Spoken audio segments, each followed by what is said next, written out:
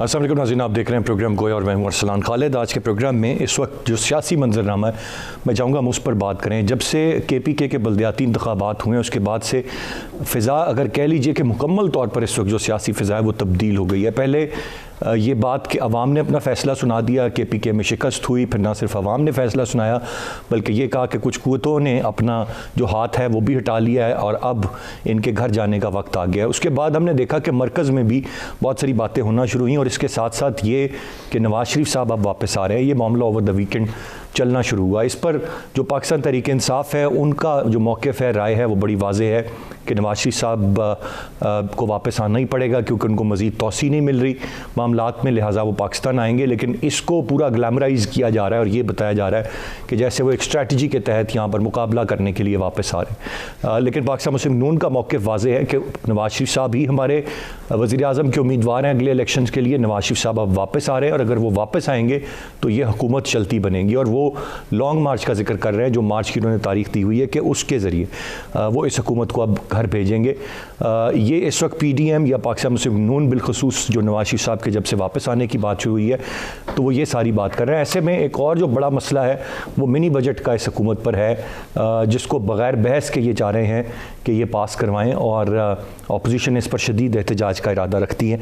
ये तमाम तर चीज़ें हैं जो इस वक्त के सियासी मंजरनामे पर कोई नहीं जानता कि हतमी तारीख क्या है। कोई ये नहीं हतमी तौर पर कह सकता कि कौन डर रहा है नवाज़ शरीफ साहब के वापस आने से या कोई वाकई में खुश है और सियासत किस रुख में जाएगी।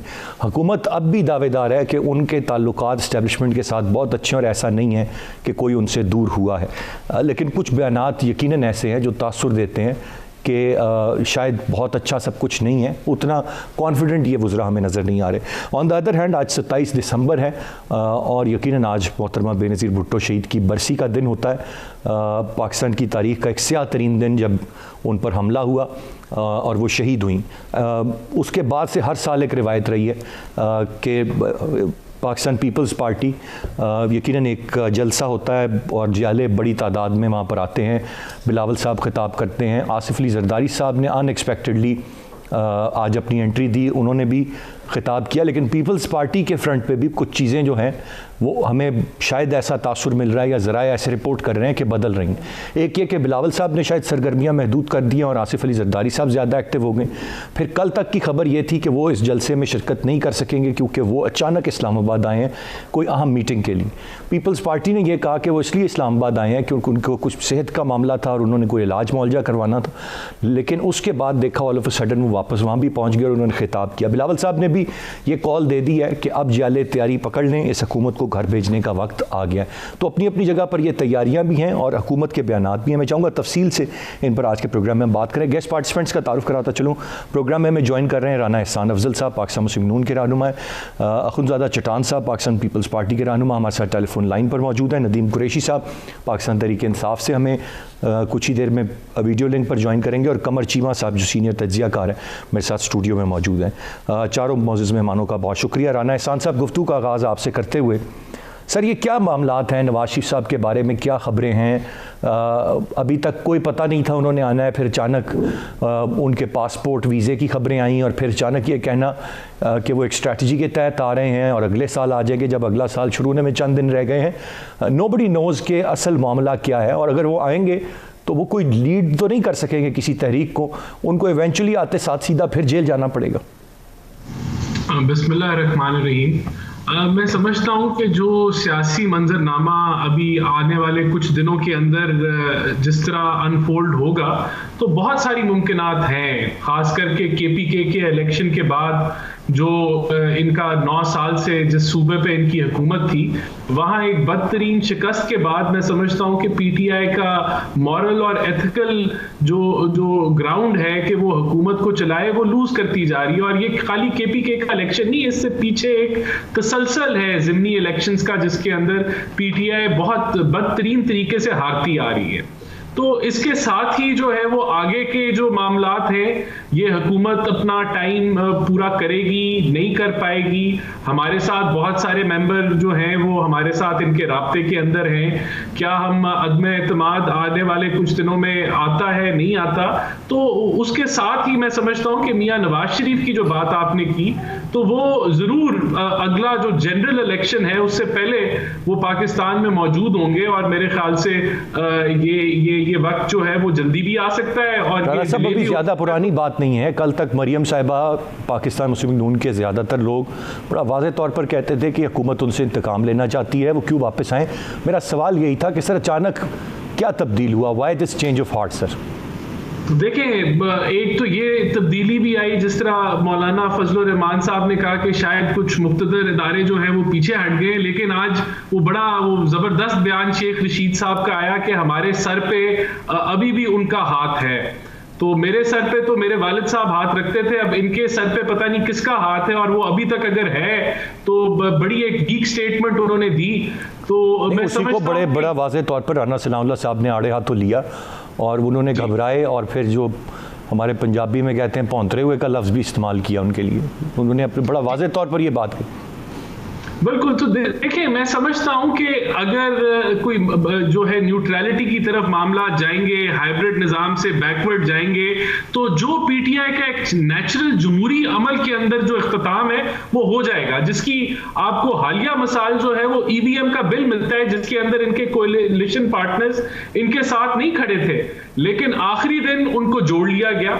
तो ये कब तक ये मुरम्मतों के साथ चलेंगे, और जिस दिन ये चीज जो मदद है वो खत्म हो गई, मैं समझता हूं ये हुकूमत जो है ये अपने बोरिया बस्ता बांधेगी और घर चले जाएगी। तो ये इतना ही आसान है, और ये आगे आने वाले दिन शायद इतनी ही एक हल्के से झटके से हुकूमत चली जाए। हल्के से झटके से हुकूमत चली जाए। खुदजादा चटान साहब, आज 27 दिसंबर है, मोहतरमा बीबी शहीद की बरसी, और मुख्तलिफ औकात में, वैसे तो हर साल आज भी मैं कहूँ कि अगर बड़ा जोश वाला खिताब था बिलावल साहब का, जरदारी साहब की बातें, ऐसे मौके पे कभी कभी बहुत सख्त बातें भी हुई हैं, जरदारी साहब ने कर दी हैं। ज़ाहिर है वो एक दर्द होता है, एक दुख होता है, उसमें अपने जियालों को भी, उनका भी लहू गरमाना होता है। ये जो आज बातें कही हैं कि जियाले तैयारी पकड़ लें, ये बिलावल साहब ने जो कहा है, ये सर किस हद तक अब तैयारी पकड़ लें 4 साल तो हो गए, अब ये अगले इलेक्शन की तैयारी है या उससे पहले कुछ पीपल्स पार्टी अपने तय करना चाहती है, क्योंकि पीडीएम तो लॉन्ग मार्च कर रही है मार्च में?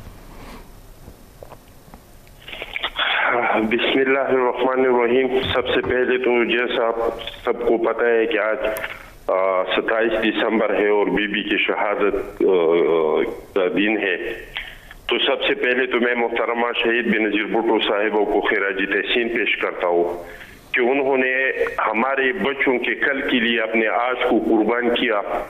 उन्होंने अपनी जान की कुर्बानी दे के दोबारा सवात पे पाकिस्तान का झंडा लगाया।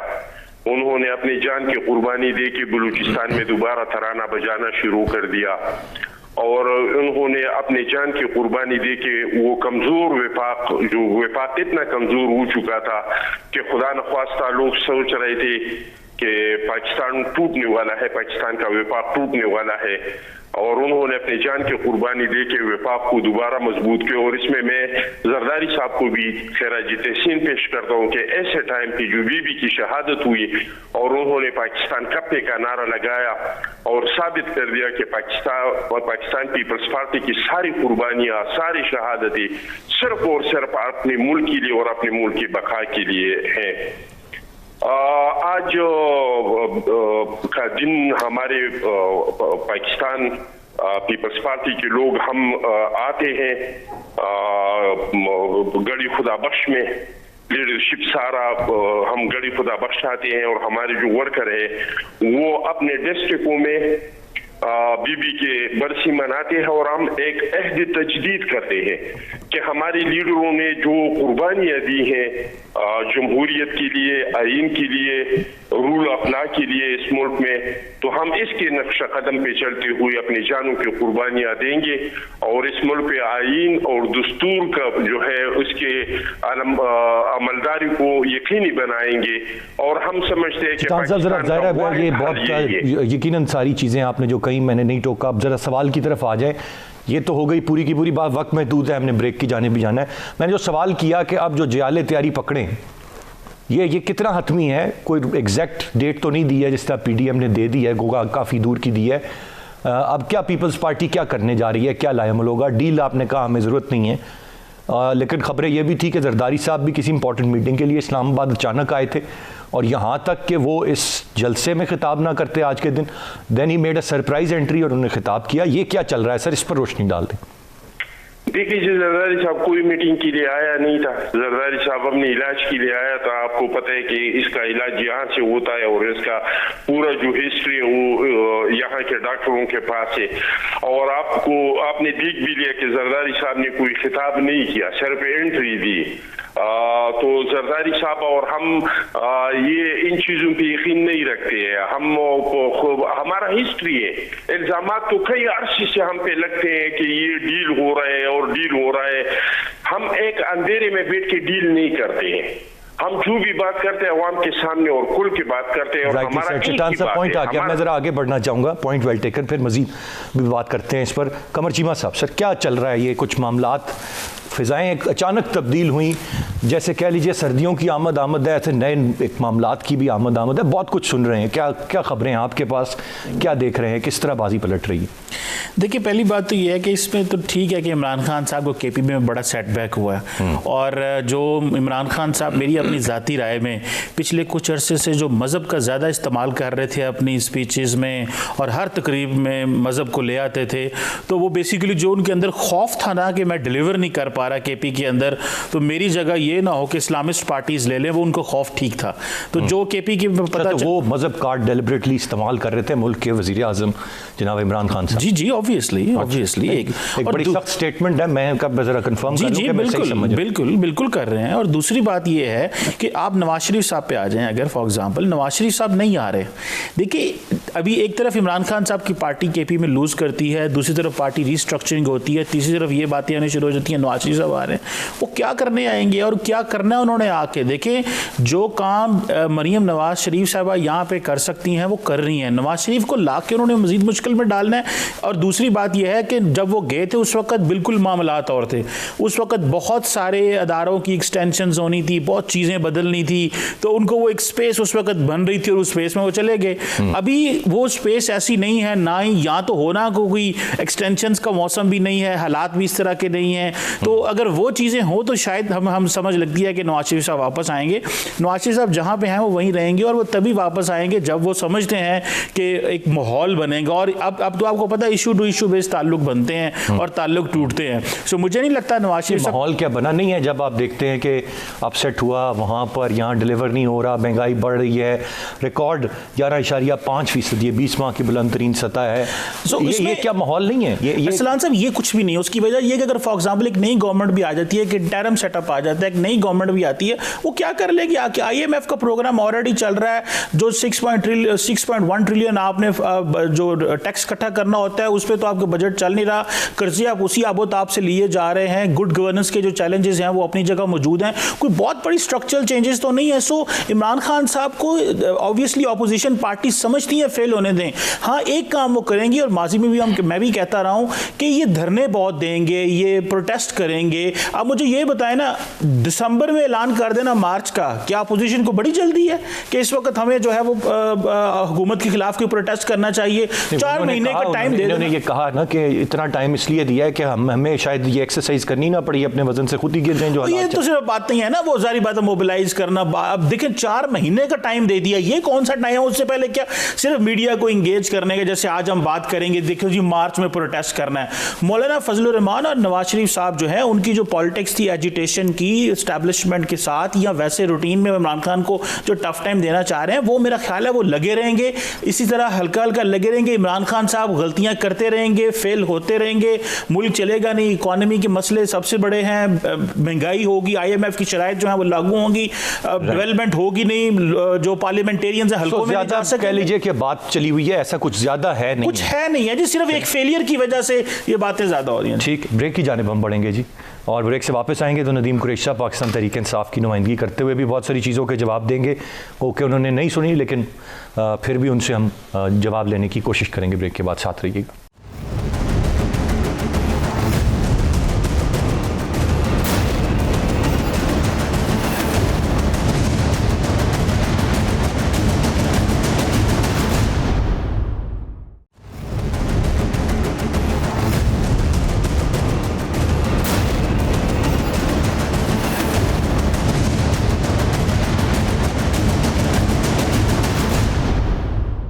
जी वेलकम बैक। नदीम कुरैशी साहब ने हमें ज्वाइन किया, पाकिस्तान तहरीक इंसाफ की नुमाइंदगी करेंगे। नदीम कुरैशी साहब, आपसे जानना चाहूँगा, अब मेरे जो भाई हैं राना एहसान साहब, चटान साहब, कमर चीमा साहब, बहुत सारी बातें उन्होंने की, आप वो यकीनन सुन नहीं पाए, मैं ज़रा दोहरा देता हूँ। इस वक्त एक तो नवाज शरीफ साहब के वापसी का मामला है, आपकी जमात कुछ और बात कह रही है, नून लीग अपना मौक़िफ़ रखती है, फिर आज 27 दिसंबर की मुनासबत से बिलावल साहब ने बहुत वाज़ेह तौर पर बहुत सारी बातें कह दी और वो भी आपको अब घर भेजने के लिए तैयार हैं।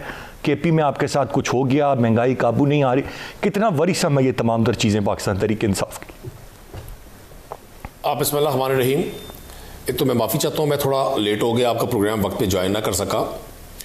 देखिए, मैं 27 दिसंबर के हवाले से सबसे पहले तो मैं बेनज़ीर भुट्टो साहबा की शहादत पर इजहार अफसोस भी करता हूँ और ज़ाहिर है उनकी पाकिस्तान में डेमोक्रेसी के लिए बड़ी खदमात थी, मैं उन्हें खराज तहसीन भी पेश करता हूँ। और पीपल्स पार्टी के वो लोग जो बेनज़ीर भुट्टो से या जुल्फ़िकार अली भुट्टो के फ़िक्र से प्यार करते थे, जो आसिफ जरदारी की तरह पाकिस्तान की सियासत में कमर्शियल बेसिस पर नहीं आए, उनसे इजहार अफसोस भी करता हूँ। और मैं जहाँ तक समझता हूँ नवाज शरीफ साहब की बात का मैं पहले जवाब दूँ। जो मेरे पास इन्फॉर्मेशन है, नवाज शरीफ साहब के वीज़े का इशू है और नवाज शरीफ साहब को यूके में स्टे में कोई लीगल इशूज़ उनके लिए बने हुए हैं। अगर उनके वो लीगल इशूज़ हल हो गए तो एज ए पोलिटिकल वर्कर मैं नहीं समझता कि नवाज शरीफ साहब की पाकिस्तान आमद मुतवक्के है या वो ये इतना बड़ा डिसीजन लेंगे। चूँकि ये सारा माहौल क्रिएट किया जा रहा है KPK के लिए लोकल बॉडी इलेक्शन के बाद। अल्टीमेटली KPK के लोकल बॉडी इलेक्शन से मैं चूँकि मेरी कोशिश होती है कि सच बात की जाए, हमारी पार्टी पर प्रेशर बिल्ड हुआ और होना चाहिए। जिस शख्स से पाकिस्तान के 22 करोड़ लोगों ने पूरी तवक्कुआत रखी हो और जिस शख्स ने 22 साल स्ट्रगल की हो और लोगों ने 2 पार्टी सिस्टम को रिजेक्ट किया हो, लोगों ने लिसानियत के इलाकायात के सारे कार्ड पीछे करके, साइड पे करके, मुस्तरद करके उसको वोट किया हो और किसी भी वजह से वो इंटरनेशनल फिनोमेना है, महंगाई है, हालात डिस्टर्ब है, किसी भी वजह से अगर लोगों की तवक्कुआत पूरी नहीं हुई तो लोगों ने रिएक्ट किया। लेकिन मैं समझता हूँ डेमोक्रेसी का ये हुस्न है कि पाकिस्तान तहरीक इंसाफ पहली पॉलिटिकल पार्टी है जिसने लोकल बॉडी के इंतखाब में भी मतलूबा नताइज ना मिलने पर ना सिर्फ उसे तस्लीम किया बल्कि ना किसी इदारे को मिलाइन किया, ना किसी और तरह की साजिश की, ना किसी और तरह से एजिटेट किया। चॉइस क्योंकि हुकूमत वहाँ पे ऊपर आपकी थी तो आप किसको ब्लेम कर सकते थे? आपके पास तो कोई चॉइस नहीं थी वहाँ पर आप ब्लेम करने की, आप तो चॉइसलेस थे बिल्कुल। नहीं, देखिए मैं कर्ज करूँ आपको, बहुत सारी जगहों पर ऐसा हुआ। शहबाज शरीफ साहब चीफ मिनिस्टर पंजाब थे और वो डीजी खान से बाई इलेक्शन हार गए थे और उनकी स्टेटमेंट्स आपके सामने हैं। मैं समझता हूँ पाकिस्तान तहरीक इंसाफ ने ये सही मानों में डिसीजन किया कि हमने ओन किया। मैं कहता हूँ ये वोट को इज्जत देने का असल मोटो है। वोट को इज्जत देना ये नहीं है कि आप अपने मुखालिफ कास्ट किए जाने वाले वोट को मुस्तरद कर दें और अपनी हमायत में आने वाले वोट को इज्जत दें। तो मैं तो इसको पॉजिटिव देख रहा हूं कि अगर कोई शख्स अपनी किसी चीज़ में को रिव्यू कर सकता है, अपनी पॉलिसीज़ में बेहतरी ला सकता है, जाहिर है अल्टीमेटली लोगों की तवक्कुआत हैं। मैं भी पाकिस्तान तहरीक इंसाफ का ग्रास रूट लेवल का वर्कर हूं और मैं समझता हूं ये पॉजिटिव चीज़ है कि लोग अपने इस लीडर से इतनी तवक्कुआत रखते हैं। उनको पता है कि अगर पाकिस्तान को सही सेमत में कोई शख्स लेकर आया जिसका कोई वेस्टर्न इंटरेस्ट नहीं है, जिसने ना कोई अपनी जायदादें बनाई है, ना अपने को बिजनेस एम्पायर खड़े किए हैं, ना पाकिस्तान में मरूसी सियासत को फरोग दिया है, अगर जहां पाकिस्तान तरीके से कोई मरूसी सियासत नहीं देखी KPK के बल्दियात में, किसी किस्म की कोई मरूसी सियासत हमने KPK के बल्दियात में नहीं देखी सर, बिल्कुल सही कह रहे हैं। नहीं, देखिए मैंने आपको क्या कहा, बिल्कुल पाकिस्तान तहरीक इंसाफ में वो एलिमेंट मौजूद है। मैं आज भी इस बात का कायल हूं अरसलान कि मुझ समेत पाकिस्तान तहरीक इंसाफ की 98% लीडरशिप तो इमरान खान के उस नज़रिए की पॉपुलरिटी कैश करवा रही है, जो नज़रिया इमरान खान ने दिया कि इंसाफ की रियासत चलती है, इंसाफ का मुआशरा चलता है, इंसाफ से मुल्क चलते हैं। आज अगर हम लोग, बहुत सारे लोग, मैं तो 98% फिगर देता हूं, वो पाकिस्तान तहरीक इंसाफ के साथ अगर ना हो तो शायद वो अपनी जाती सीट भी ना जीत सके। अगर किसी को ये जोम है तो बहुत सारे लोग थे इस पार्टी के एक साबित प्रेसिडेंट भी थे, जो इमरान खान साहब का अपना नजरिया था, तमाम तो चीजें उसके बरक्स तो वो खुद कर रहे हैं इक़्तिदार में आने के बाद। जो उनका नजरिया था, अभी आपके आने से पहले कमर चीमा साहब ने कहा कि वो कुछ अरसे से मजहब कार्ड इस्तेमाल कर रहे थे क्योंकि उन्हें खौफ था कि केपी में वो परफॉर्म नहीं कर पा रहे हैं, और वो खौफ उनका सच साबित हुआ। और इसके अलावा भी जो बातें खान साहब ने कही थी, वो अब कितनी दफ़ा हम सुनाएं या कितनी दफ़ा तमाम तर टीवी चैनल सुनाते हैं, वो सब चीज़ें उनके बरक्स कर रहे हैं। उनका अपना नज़रिया कौन सा है, जो अब है या जो पहले था, ये भी नहीं समझ आती ना सर। देखिए, एक तो मैं चीमा साहब की बात नहीं सुन सका, लेकिन मुझे अंदाज़ा है इन्होंने क्या कहा होगा। मैं चीमा साहब का ज़ाती तौर पे, ये मेरे छोटे भाई है, मैं इनका बड़ा फॉलोअर हूँ।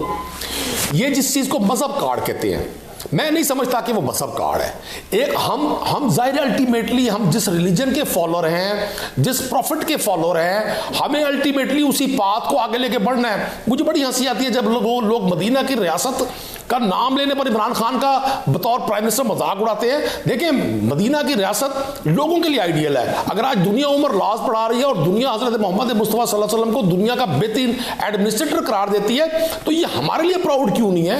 हम मतलब हर उस चीज को जो पॉजिटिव मानों में की जाए उसको नेगेटिव क्यों परसीव करते हैं और उसका बात तो हम इतनी करते हैं। मैं इतना कह के क्रिश साहब आगे बढ़ूंगा कि वो सबके लिए फिर मेयार एक होना चाहिए। फिर मौलाना फजल रहमान साहब को भी सियासत का हक होना चाहिए, मज़हब का नाम लेते हुए फिर सबको होना चाहिए ना। फिर ये तो नहीं है कि एक को आप कहें कि वो मज़हब का कार्ड इस्तेमाल करते हैं, मज़हब की बात करते हैं और आप खुद करें। ये हम इस पे एतराज़ करते हैं। इस पे तो नहीं कतन कोई भी मुसलमान कर सकता ना कि रियासत मदीना की बात हो, हुज़ूर पाक सल्लल्लाहु अलैहि वसल्लम की बात हो, इस पर तो कोई मुसलमान कोई सवाल भी नहीं करेगा, ना एतराज़ करेगा। मजाक उड़ाना तो दूर की बात है। मैं राना साहब की जाने पढ़ूंगा। मैं sir point well taken, Rana साहब की जाने पढ़ूंगा। राना साहब, अब पहले तो आपने सारी सिचुएशन बता दी उनके वापस आने ना आने की। इस वक्त एक बहुत ज़्यादा हद तक हर तरफ जो बात चल रही है, बहुत सारे हलकों में ये बात है, वो ये है कि कोई डील जो कि जिसकी कोशिश की जा रही थी वो ब्रेक हो चुकी है या ब्रेक होने के करीब है। अब अगर आप कहेंगे कि कतन कोई डील नहीं है, तो डील के बगैर तो ना कभी यहाँ से जाया जाता है, ना कभी यहाँ मुल्क में वापस आया जाता है। तो फिर क्या मामला है सर? देखिए, जो PMLN का मौक़िफ़ है वो बड़ा क्लियर कट है। एक ही डील है। डील ये है कि सियासी जो मैदान है उसमें मुदाखलत ना की जाए, जो अदारों का रोल नहीं है वो रोल अदा ना करें और वो अपने हदूद में रह के काम करें। तो यही डील है। अगर कोई डील हुई तो वो यही डील होगी कि पीछे हट जाएं, जमहूरियत के अंदर अमल दखल ना करें। इसके अलावा और कोई डील नहीं होगी। देखिए, बाकी जो मामलात हैं, जिस तरह ये आपने देखा कि EVM के अंदर आखिरी दिन जो इनके कोalition पार्टनर्स हैं वो मिल गए, तो हम कहते हैं ऐसी खुफिया मदद नहीं मिलनी चाहिए। जो जमहूरी अमल है वो अपना जो अगर ये वोट नहीं ले सकेंगे तो पता चल जाएगा इन्होंने मेजॉरिटी लूज कर दी है। ये है तो हुकूमत एक बड़े पतले धागे के ऊपर लटकी हुई है ना। 10 मेरे ख्याल से इनके पास इजाफी नेशनल असेंबली में है, इसी तरह सूबाई असेंबली है। तो इनके जो कोalition पार्टनर्स हैं वो इनसे नाला भी हैं। परफॉर्मेंस मईशत की तबाहकुन है। अभी मिनी बजट देने जा रहे हैं, वो और महंगाई लाएगी। दूसरी तरफ डॉलर जो है पकड़ा नहीं जा रहा, कर्जे आपको ले लेके आपका जो है वो बस नहीं चल रहा। और अभी इस फाइनेंशियल आपने जो बात कही, आपने जो बात कही कि सिर्फ मदाखलत ना होने की डील होगी, लेकिन जो केसेस ऑलरेडी बिल्ट अप हो चुके हुए हैं, जिनमें सजाएं हो चुकी हुई हैं, उनका क्या बनेगा? उन पर कोई बात नहीं होगी? क्या माजी में नहीं होती रही है? क्या नहीं खत्म होती रही है? फिर तीसरी बार वज़ीर आज़म की शर्त नहीं खत्म होती रही? क्या कुछ नहीं होता रहा है? तो चौथी मरतबा के लिए भी कोई तो बड़ी डील होगी ना सर। इतनी छोटी सी बात तो नहीं होगी कि सिर्फ मुदाखलत ना हो। देखिए, हमारा मौक़िफ़ इसमें भी बड़ा क्लियर कट है। हम तो समझते हैं कि जो अरशद मलिक की जो वीडियो है वो उस केस को खत्म कर देती है। अगर वो अपनी मिसकॉन्डक्ट पे वो आप उनको फारिग कर सकते हैं, तो उन्होंने जिन केसों पे फैसला किया है उसके ऊपर भी जो है साहब, अगर वीडियोस पे केस खत्म होते सजाएं खत्म होती या लगती सजाएं, तो फिर तो बहुत सारों को अब जितना हाल ही में जो कुछ हुआ है, अभी जो राना शमीम साहब के हवाले से मामला सब जुडिस है, जो वो खबरें किस पे क्या कुछ होगा। नहीं, देखिए, आपको हकाइक तक तो पहुंचना पड़ेगा ना। आखिर अगर कोई सजाएं दी हैं और हकायक कुछ और है, बरक्स आ जाते हैं उसके, जिस बेसिस पे सजाएं दी गई हैं, तो आपको उनको नोटिस लेना पड़ेगा। और मैं समझता हूं कि ये जो अपना राना शमीम साहब का भी जो एफिडेविट है, ये भी एक बहुत बड़ी आवाज है, ये बहुत बड़ी एविडेंस है। इसी तरह जस्टिस शौकत जो थे, उनकी भी जो बातें हैं वो बहुत बड़ी। तो ये सारे मामलात, अभी बहुत सारा लीगल स्पेस बाकी है। मियां नवाज शरीफ के केस में भी है, रिव्यू चल रहा है मरियम नवाज का। तो हम तो पूरी उम्मीद रखते हैं कि नवाज शरीफ के केसेस भी सेटिस्फाइड होंगे, क्योंकि वो हकायक पे और ये सर बगैर किसी डील के होंगे राना साहब, या इसके पीछे कोई डील का कोई एलिमेंट शामिल होगा? हकायक पे होंगे, मेरिट पे होंगे। और इसी तरह मैं समझता हूं कि जो मरियम नवाज है, जब रिलीफ मिले सर वो मेरिट पे होता है, जब सजाएं हों तो वो ज्यादती पे होती हैं। ये सर कुछ थोड़ी सी बात नहीं जचती इस पे। देखिए, मैं आपको बताऊं चीजें, ये जो हकायक आए हैं लोगों के सामने में, जिसमें एक पूरी एक कड़ी है। अभी आज का जो इतना बड़ा बयान है कि हमारे सर पे हाथ है, तो भाई ये जब यही तो हम कह रहे हैं कि यही मामलात, इनके सर पे हाथ था, इनकी उंगली पकड़ी हुई थी, इनको गोदी में उठाया हुआ था, तो तब ये हुकूमत में आए और हमें निकाला गया। ये चीजें तो आया है। और जब इनके ऊपर, मेरिट के ऊपर नजरसानी होगी, तो ये फैसले खत्म हो जाएंगे। मियां नवाज इसी बयान से तो मैं कह रहा हूं ना कि इसी हाथ के क्यों सभी मुंतजिर रहते हैं, चाहे वो ये कहें आज हम पर हाथ है, या आप गिला करें कि हम पर हाथ क्यों उठा था और इन पर क्यों गया था, क्यों नहीं था हमारे सर पर। हर किसी घर को इसी हाथ का मुंतजिर क्यों है? सब सियासी जमातें, मैं कलेक्टिवली बात कर। देखें, ये इसी चुंगल से हमने निकालना है। इसी चीज की हमारी जद्दोजहद है। सिविलियन सुपरमेसी हमारा मिशन है और इसी के लिए हम लड़ेंगे। और हमारी अगर कोई डील हुई तो वो ये डील होगी कि किसी पे हाथ ना हो, किसी की उंगली ना पकड़े, किसी को गोदी में ना उठाएं, जिस तरह पीटीआई के साथ किया। बिल्कुल rightly said. Now I get your point. पर सवाल ये है कि अगर ना उंगली पकड़ी गई ना हाथ हुआ, और फिर चलना कितना, अब इतने सालों से जो आदतें पड़ी, वो किस तरह मुमकिन हो पाएगा किसी के लिए? चट्टान साहब, मैं बिलावल साहब की बात दोहरा देता हूँ। ये डील वाली बात पे ही रहूँगा मैं। डील की बातें हो रही हैं, हमें ज़रूरत नहीं। क्या आपकी भी डील की बातें हो रही हैं, पीपल्स पार्टी की भी, या आप, ये बिलावल साहब इसमें इशारा कर रहे थे विच आई कुडंट फिगर आउट कि नून लीग की डील की बातें हो रही हैं, हमें डील की जरूरत नहीं? जरा वजाहत करते हैं। देखिए जी, जहाँ तक नून लीग का ताल्लुक है, इसका जवाब तो मुस्लिम लीग नून के हमारे भाई ने दिया, राना एहसान अफजल साहब ने। मैं नदीम कुरैशी साहब का भी शुक्रिया अदा करता हूँ कि उन्होंने बीबी को खिराज तहसीन पेश किया, इसके लिए इसका मशकूर हूँ। जहाँ तक बिलावल साहब की बात है, तो अगर हम, उन्होंने तो कह दिया कि अगर हम डील करते और डील पे यकीन रखते, फिर तो हमारे इतने शुहदा के मज़ार नहीं होते। आप गढ़ खुदा बख्श में जाएंगे तो आप जिस तरफ नजर उठाएंगे वो सारे शुहदा का मज़ार है, जितनी खबरें हैं वो शुहदा के हैं। मैं समझता हूँ, और 5 तारीख को हमारा सीसी का मीटिंग भी है लाहौर में। मैं सीसी का बहैसियत एक वर्कर रुकन भी हूँ कमेटी का। तो मेरा मशवरा होगा अपने पार्टी के लिए भी, और हमारा मशवरा है पूरी अपोजिशन के लिए भी। मेरा यही मशवरा है कि ये कब तक हम ये कहेंगे कि भाई ये कठपुतली है, इसको निकालना है, ये कठपुतली है, इसको निकालना है।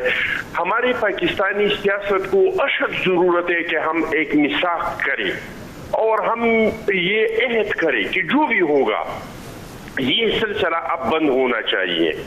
जैसा भी हो, तमाम इदारों को आइन के अंदर आना चाहिए। आइन में जिसका जो इख्तियारात है वो इख्तियारात इस्तेमाल करना चाहिए, और आइन ने हर एक को काम का तयन किया है कि किसका कौन सा काम है, वो अपना काम करना चाहिए।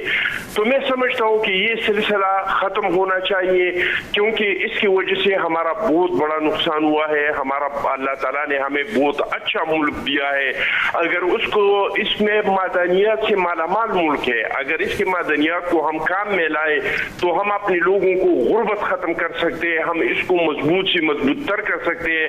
हमारे पास दरियाए हैं, हमारे पास ज़राअत है, हम खुद कबीले ज़राअत में, हमारे साथ पहाड़ है। चट्टान साहब, आवाज़ आ रही है मेरी सर? मैं जानना ये चाह रहा हूँ, डील तो मोहतरमा ने नहीं की थी, तो आज 27 दिसंबर हम उनको याद भी कर रहे हैं, लेकिन फिर फ़िज़ा तब्दील हुई, पाकिस्तान मुस्लिम नून की हुकूमत थी, आप लोगों ने कोई छू मंतर किया था बलूचिस्तान में तब्दीली करने के लिए, तब से आप पर भी डील की बातें चलती हैं। फिर जरदारी साहब जेल नहीं गए, वो जेल से बाहर ही रहे मुसलसल। इस पर भी नून लीग भी सवाल उठाती है और भी लोग कहते हैं कि ये ऐसा क्यों। तो कुछ तो कुर्बतें आप भी बढ़ाना चाहते हैं, कुछ आपके करीबी साथियों ने भी ऑफ द रिकॉर्ड हमें कुछ बातें बताई?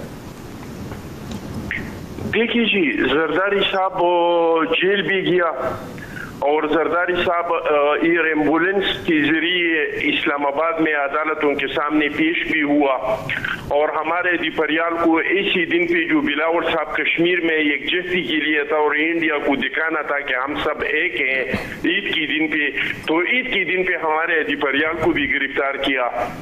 मैं समझता हूँ कि पाकिस्तान पीपल्स पार्टी का ये यकीन है कि पाकिस्तान का मसाइल का हल डील में नहीं है। पाकिस्तान के मसाइल का हक है खल्क खुदा के पास, पाकिस्तान के अवाम के पास। पाकिस्तान के अवाम जो भी फैसला करेगा वो पाकिस्तान के लिए बहुत बेहतर और बहुत अच्छा फैसला होगा।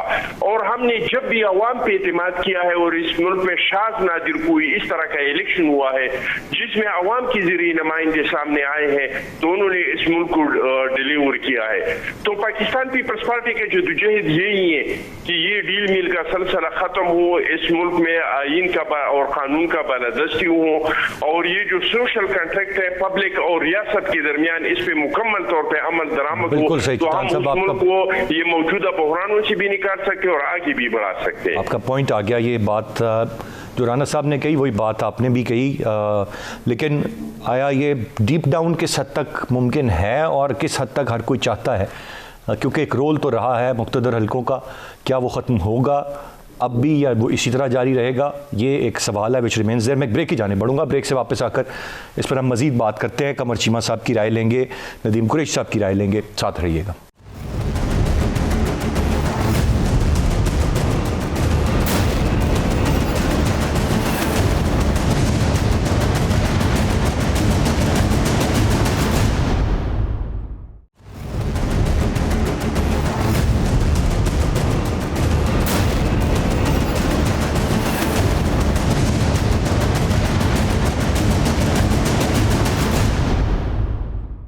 जी वेलकम बैक।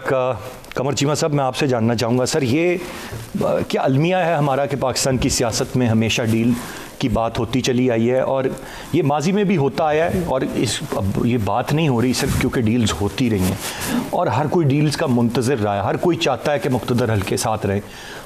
जमातों की तारीख़ है, आज जो जमातें, जो दो मेरे इंतहाई मोहतरम भाई बात भी कर रहे थे, उनके हवाले से भी तारीख़ कुछ बताती है, चाहे वो इत्तफाक करें या नहीं करें, या वो 100% सच हो या ना हो, लेकिन वो हकीकत है। आज वो बदल चुके हैं, ये भी एक हकीकत है। आज एक नई जमात आई, वो नहीं बदल रही, ये भी एक, लेकिन ये सिलसिला चला ऐसे ही आ रहा है सर पूरे पाकिस्तान की बनने से लेके आज तक। क्या अब इट्स अबाउट टाइम कि ये तब्दील वाकई हो जाएगा? नहीं, मुझे नहीं लगता ये तब्दील होगा। उसकी वजह ये है कि अभी तो डील जो है उसकी स्पीड ज़्यादा तेज़ बढ़ गई है और क्योंकि स्टेक होल्डर बढ़ गए हैं, इमरान खान साहब आ गए हैं, उससे पहले तो दो बड़ी पार्टीज़ थी, अब इमरान खान के आने की वजह से देखिए ना यकसर माहौल बदल गया है। सो ये डील जारी बात है, देखिए जिस सियासी जमात की जो ग्रास रूट लेवल पर पेनिट्रेशन हो जाती है वो चाहती है कि वो डील कम करे और वो इंडिपेंडेंट रहे, लेकिन वो जारी बात है ये जो स्टेट क्राफ्ट है सारा सियासी निज़ाम चलाने के लिए, खारजा policy, economy, national security, foreign policy, जब ये पूरा पहिया घूमता है स्टेट का तो फिर वो पॉलिटिकल पार्टी भले जितनी भी मेजॉरिटी हो और फिर वो उस तरह डिलीवर नहीं कर पाती। सो उनको वो सारे के सारे वो जो स्टेट क्राफ्ट के जो बाकी पुर्जे होते हैं उनको साथ लेके चलना पड़ता है।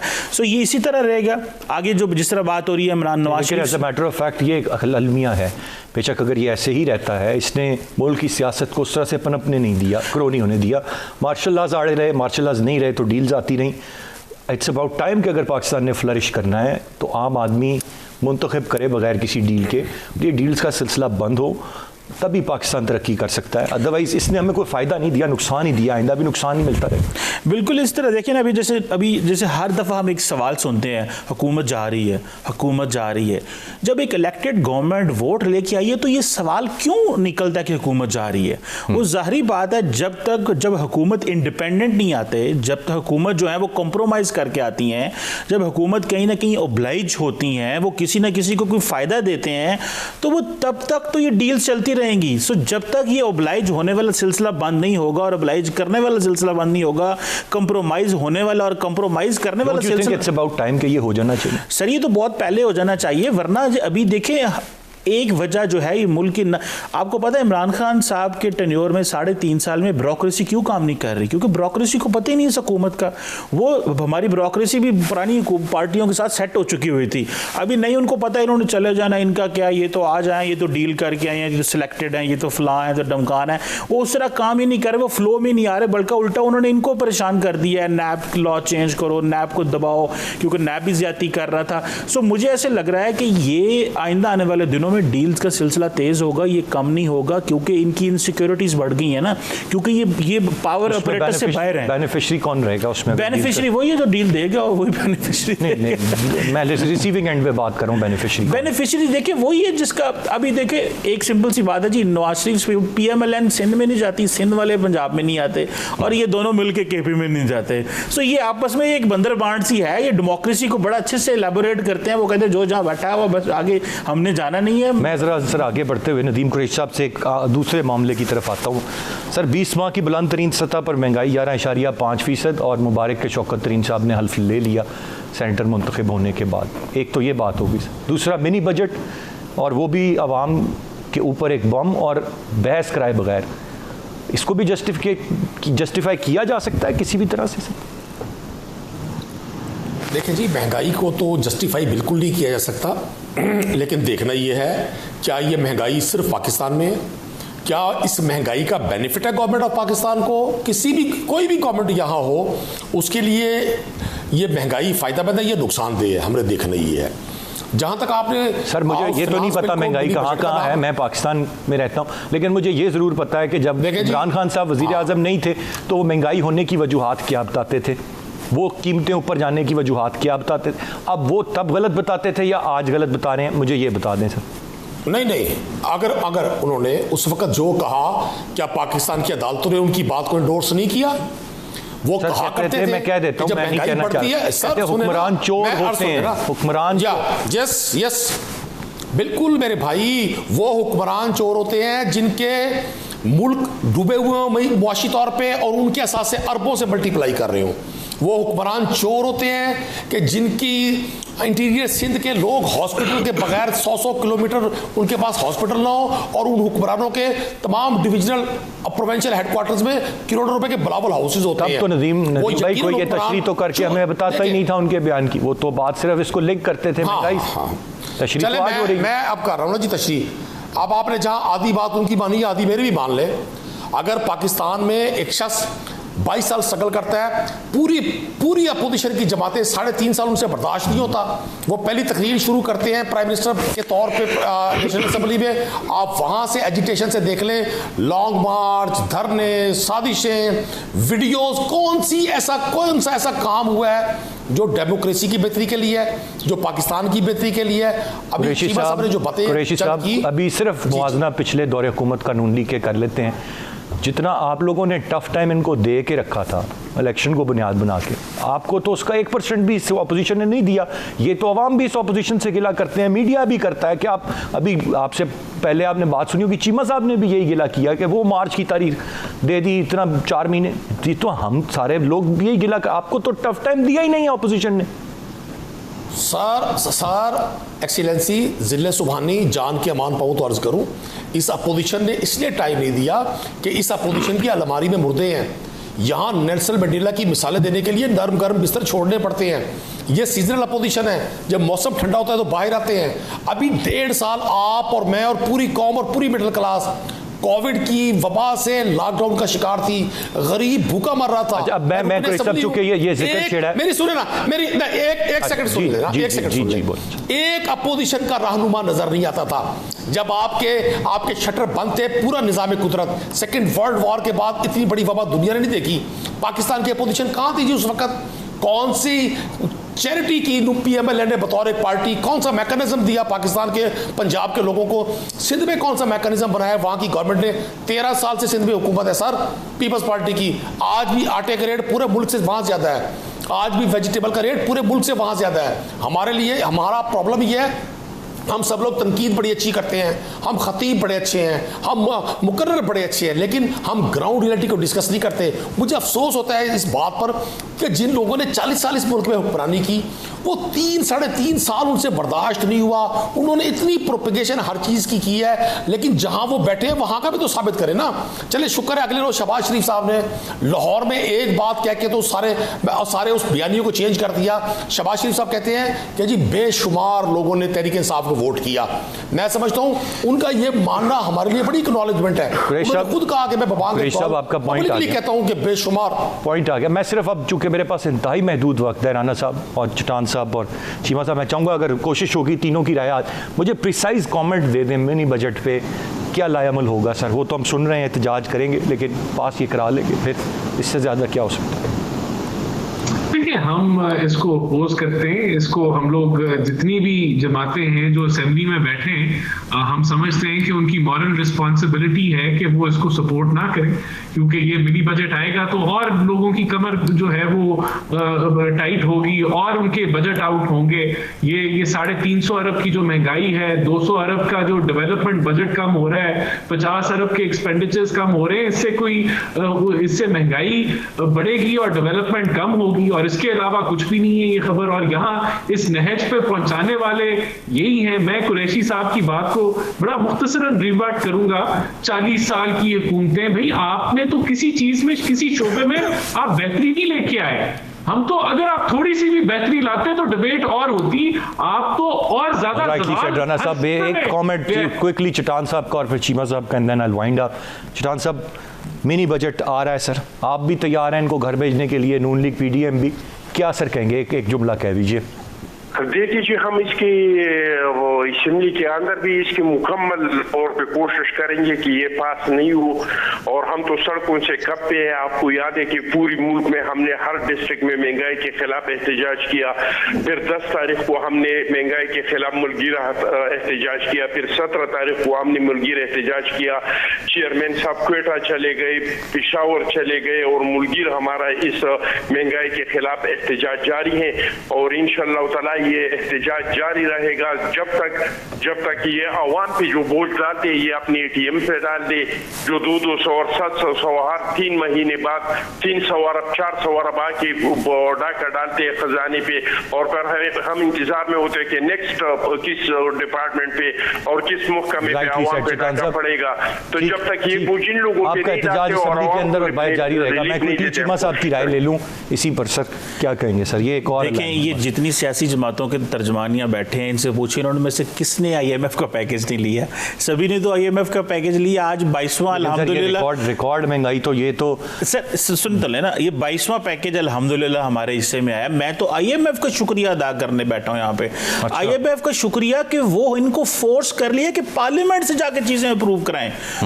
वो भले स्टेट बैंक की जो ऑटोनॉमी की बात हो या ऑर्डिनेंस के जी देखिए, IMF अगर ना फोर्स करता कि जो कोरोना के हवाले से खर्चे हुए हैं वो हमारे सामने लेके आओ, तो कैसे पता चलता कि वो 40 अरब की बेज़ाब्तगियां हुई? हमें तो नहीं पता चलना था। सो थैंक यू IMF कि वो इनको फोर्स कर रहे हैं कि आप पार्लियामेंट में आए। एक दुनिया में कानून होता है डेट सीलिंग का, जब भी हुकूमतें कर्जे लेती हैं तो वो पार्लियामेंट में जाती हैं, वहां से जाके ये क्या करता है, इन्होंने सब सियासी जमातों ने एक कानून बनाया, सीधा कैबिनेट से अप्रूव करा के बाहर से अभी इन्होंने $4.5 अरब पिछले 5 महीनों में कर्जे ले लिए हैं। अवाम को तो पता ही नहीं है, एक रुपया भी लें तो पार्लियामेंट में डिस्कस होना चाहिए, अकाउंटेबिलिटी होनी चाहिए। ये तो नहीं जब जितना मर्जी कर्जे लेते जाएं और अगली हुकूमत को ट्रांसफर करते जाएं, फिर अगली हुकूमत को ट्रांसफर करते जाएं।